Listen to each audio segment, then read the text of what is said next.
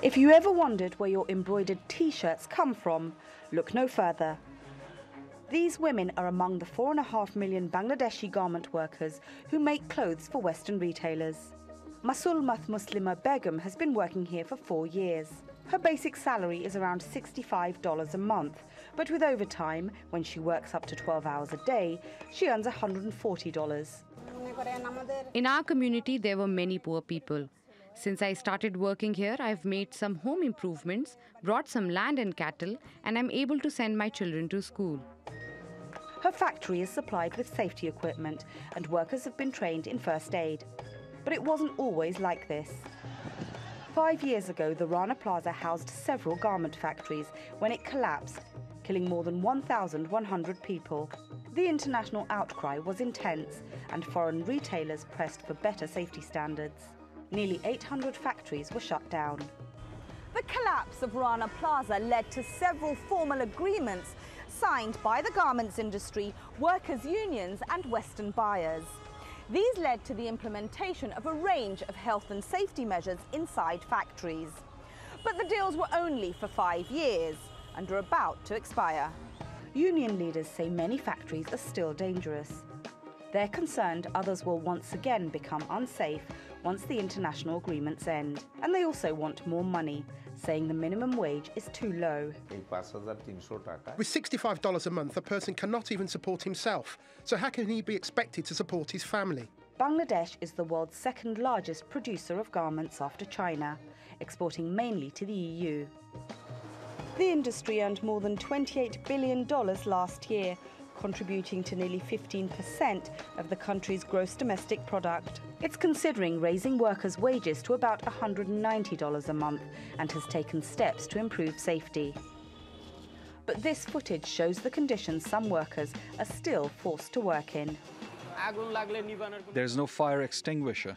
If there's a problem with the electricity, there's no solution. This is how we are working. Industry leaders say the majority of the 3,200 factories that export to the West are among the safest in the world.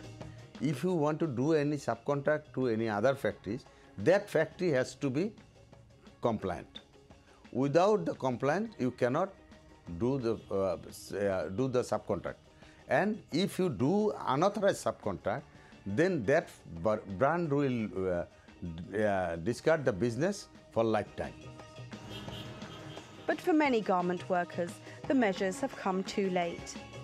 This monument now stands at the Rana Plaza site, a reminder of those who lost their lives while simply trying to earn a living. Shamim Chowdhury, TRT World, Savar, Bangladesh. And Shamim joins us in the studio for more. Welcome, Shamim.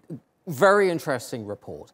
Now, as you say, the garment industry has provided millions of jobs for Bangladeshis, and it's improved their living standards, but they are still underpaid by global standards. But as those costs go up, is there a danger that other countries might come in and provide very cheap labour and take that business away? There is a degree of danger, absolutely, because the nature of the market is the consumer, the retailer will always be looking for the cheapest prices. But Bangladesh does have a number of very substantial advantages at this moment in time. One is that even with a hike in wages, which may well happen, it will still be among the lowest in the world. If the retailers move to Vietnam, they will still be paying more. India, it has advantages over India because India has a whole lot more red tape when it comes to garments workers and factory workers and employment laws. So that's an advantage for Bangladesh. The other advantage is that China is not transparent. Bangladesh has become relatively a whole lot more transparent since Rana Plaza happened, and this has been formally acknowledged by the EU and the International Labour Organization. And its biggest factories are of international standards, and some of them have won awards. Right. So these will all count in favour of Bangladesh, and it's predicted its sales to be even higher than it was. Very quickly, though, there are a lot of challenges, though, including corruption being one of them, right? Absolutely. Corruption is on a scale of 0 to 100, where 0 is high corruption. Bangladesh is at the moment 28. So corruption, bad infrastructure, climate change, there are many, many challenges. And we are going to be talking a lot more about all of these challenges over the week ahead. Just very quickly, Shamim, before we go, give us an idea of what other reports are coming up through the week. Well, we're going to be looking at rural enterprises run by women making money all across the countryside. We're going to be looking at the pharmaceutical industry, which is doing very, very well, exporting to more than 140 countries. The IT sector, which is growing. Traditional fabrics, which are now being exported worldwide. So a whole range of issues coming up across over the next week.